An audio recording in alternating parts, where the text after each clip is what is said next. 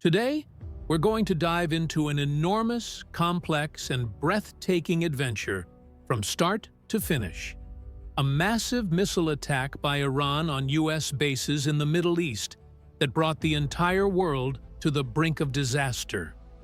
This isn't just an event, it's a puzzle packed with new information, deep analysis, and moments that changed history.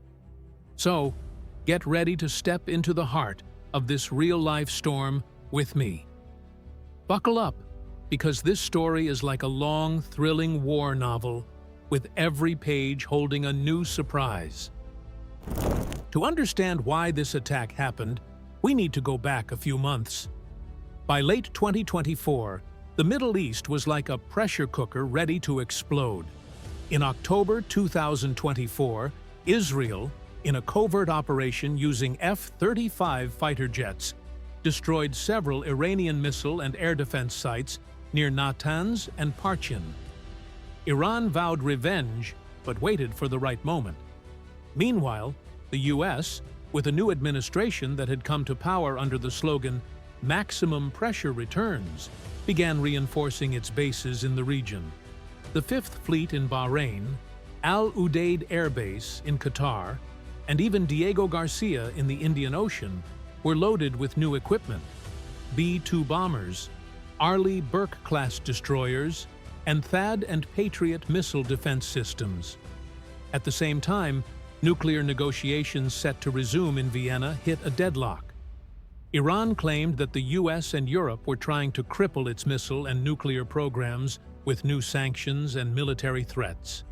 In Tehran, senior IRGC and government officials concluded that if they didn't act now, they might face a preemptive strike from the US and Israel within months, one that could wipe out their entire military infrastructure. This fear of an imminent attack was the spark that ignited this saga. Let's dig a little deeper and see why Iran took this massive risk. First, Iran's missile program is an absolute red line for Tehran.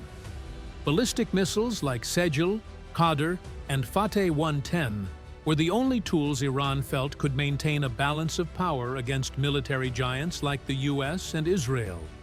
When the US demanded during negotiations that Iran limit its missile range to 300 kilometers, Tehran saw it as a direct threat to its defensive capabilities. To them, without missiles, they'd be like a defenseless nation on the battlefield. Second, Iran wanted to send a strategic message. After years of sanctions, Israeli attacks on its proxy forces in Syria and Lebanon, and targeted assassinations like that of Qasem Soleimani in 2020, Tehran was tired of staying on the defensive. Attacking US bases in Bahrain, Qatar, and Iraq was a show of force to say, "We can strike at the heart of your interests whenever we want." This message wasn't just for Washington. It was also for regional allies like Saudi Arabia and the UAE, warning them that aligning with the US would come at a cost. Third, domestic issues played a role too. Iran's economy in 2025 was under crushing pressure. Inflation over 60%, fuel shortages, and scattered protests in major cities.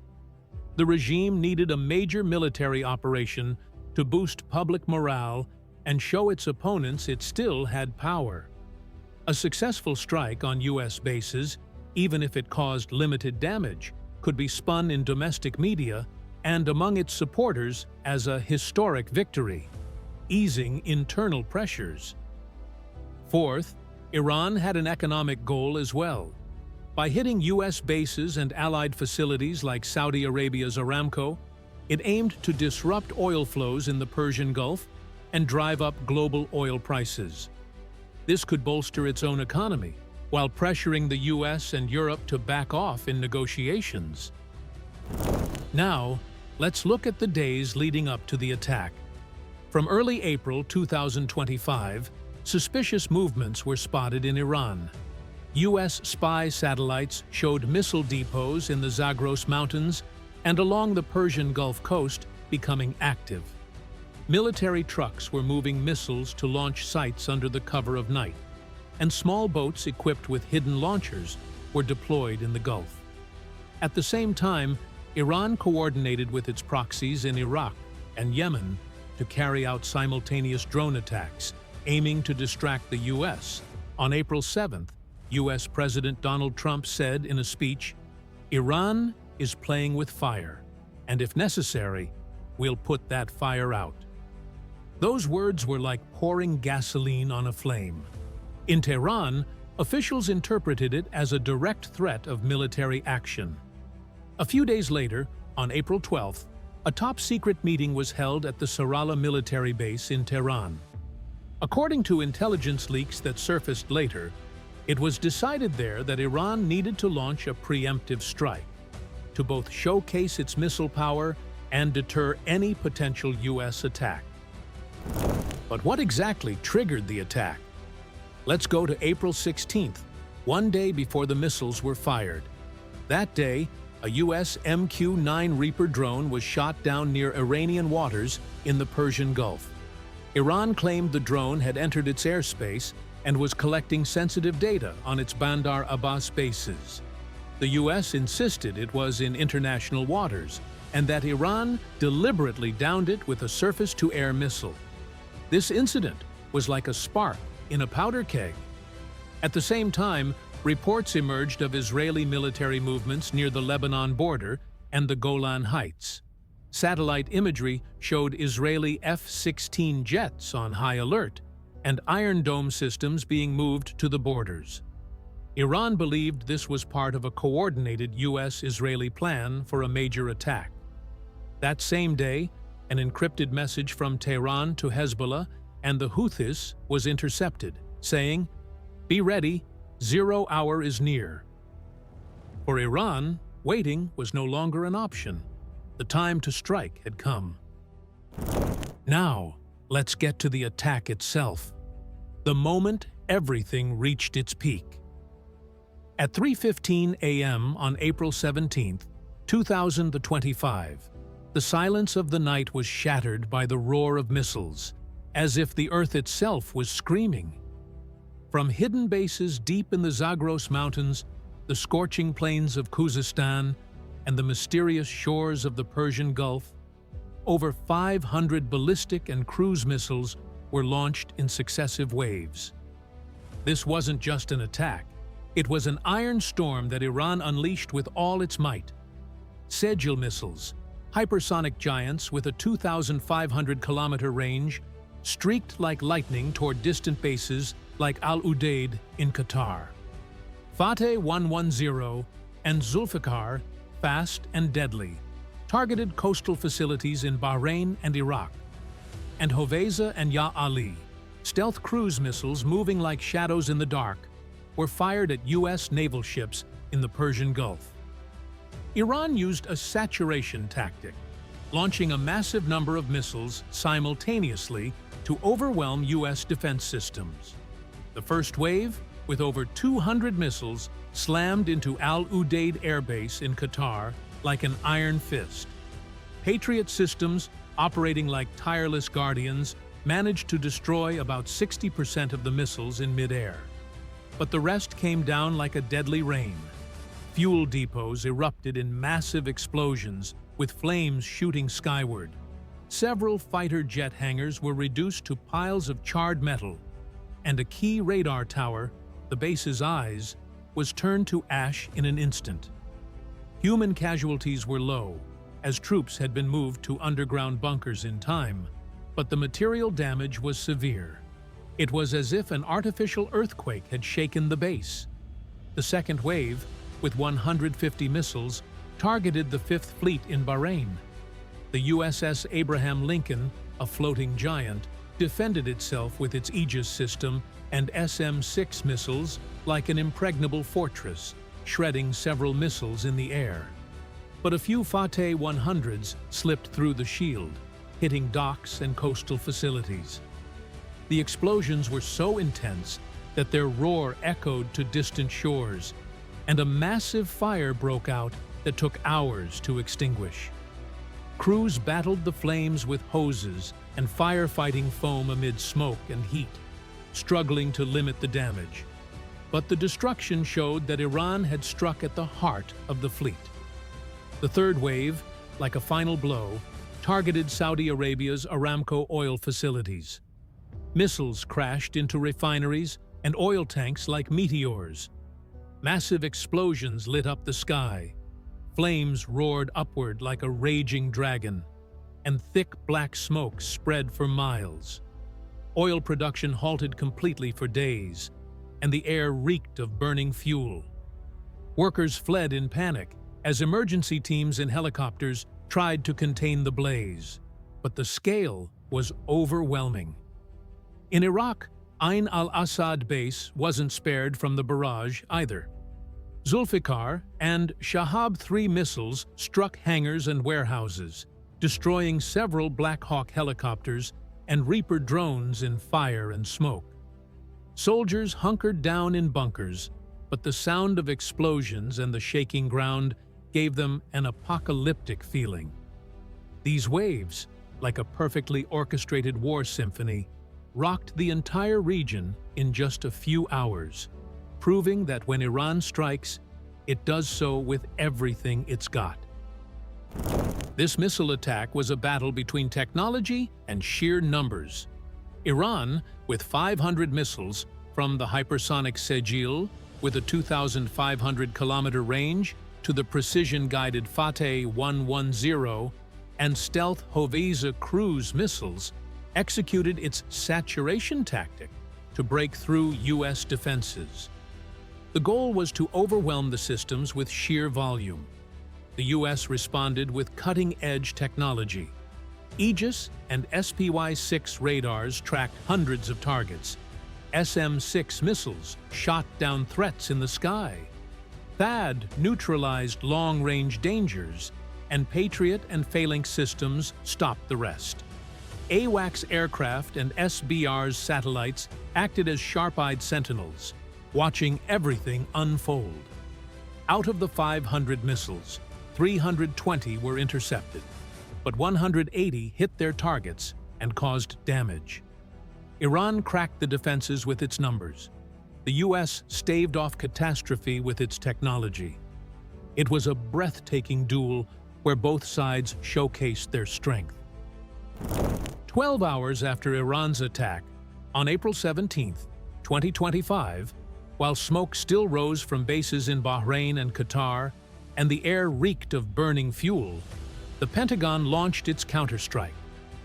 At 3 p.m., B-2 Spirit bombers, these stealthy, black-clad phantoms of the sky, took off from Diego Garcia in the Indian Ocean. These deadly birds, straight out of a sci-fi movie, were armed with GBU-57 bombs, 13-ton giants known as massive ordnance penetrators. Designed to pierce the deepest underground bunkers like butter, their target was Iran's missile bases hidden in the Zagros Mountains, where Sejil and Qatar missiles were stashed. When the bombs dropped, the explosions rattled the earth. Tunnels collapsed like houses of cards, and thick smoke and fire raged for hours. Locals said the blasts sounded like thunder splitting the mountains. At the same time, in the depths of the Gulf of Oman, the submarine USS Florida, an Ohio-class behemoth, awoke like a hidden predator. This underwater giant, its hull glinting under moonlight, prepared over 50 Tomahawk cruise missiles for launch. Crews in digital-packed cabins inputted coordinates with precision, and suddenly the missiles burst from the water like a flock of birds. These Tomahawks, flying low to evade radars, headed for command centers in Bandar Abbas, weapons depots in Avaz, and a radar site near Bushehr. When they hit, explosions lit up the sky. Shards of molten metal rained down, and their roar echoed to distant shores. But America wasn't done surprising. F-35 Lightning jets, stealthy hunters, soared into the sky from the USS Gerald R. Ford in the Persian Gulf and Al Udeid in Qatar. These birds, with advanced systems and radar-evading bodies, were Iran's nightmare. Pilots, wearing AI-connected headsets, located Iran's S-300 air defense systems and took them out with long-range JASSM missiles. In an instant, an S-300 site near Shiraz was reduced to a heap of twisted metal, blinding Iran's defenses. U.S. cyber teams didn't sit idle either. From the NSA base in Maryland, hackers breached Iran's radar and communication networks with complex code. Radars began showing fake targets, leaving Iranian commanders in total confusion. This cyber attack was an invisible blow that paralyzed Iran. Within 48 hours, 10 key Iranian sites, from missile bases to command centers, were reduced to ashes. Iran tried to respond with anti-aircraft missiles, but America's speed and coordination left no room for a counter.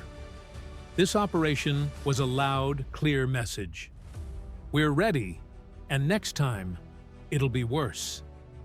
A war masterpiece that left everyone breathless and proved that when the American giant awakens, nothing can stand in its way. This missile assault dragged the Middle East to the edge of a cliff that could collapse at any moment. Iran, with its 500 missile barrage, flaunted its might, and America, with its devastating response, showed it wouldn't yield. But what now? Is this the end, or the start of a bigger storm? Iran might pull back, using this show of force as diplomatic leverage. Its economy is fragile, and more war could shatter it. Or it could grow bolder, opening new fronts with Hezbollah and the Houthis, plunging the region into chaos. America faces two paths: either cripple Iran's missile program with a decisive blow, risking the closure of the Strait of Hormuz and global turmoil, or continue a shadow war with cyber attacks and sanctions. Imagine a missile hitting a U.S. carrier, or Iran resorting to unconventional weapons. Then all-out war becomes inevitable. For now, both sides wait in a deadly silence, weapons primed and eyes sharp. The Middle East is a ticking time bomb, its countdown terrifying everyone. Who makes the next move? Only time will tell. What's your take? Did Iran win or lose with this attack? Was it a mistake or a brilliant move? If you were in Tehran's shoes, would you take this risk? Let us know in the comments. And a question: how far do you think this tension will go? A full-scale war or a diplomatic retreat? Can't wait to hear your thoughts. This saga is just one chapter in a bigger story.